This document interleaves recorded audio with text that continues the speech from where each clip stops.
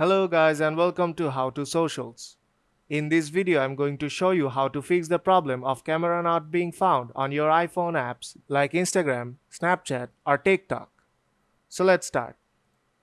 First, open settings on your iPhone. Scroll down below and I'll show the example with the Instagram app.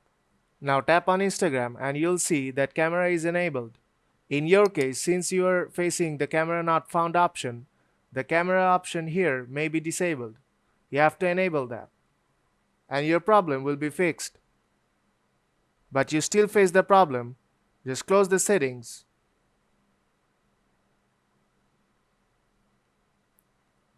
Now long press on the Instagram app icon and tap on the cross icon to delete the app.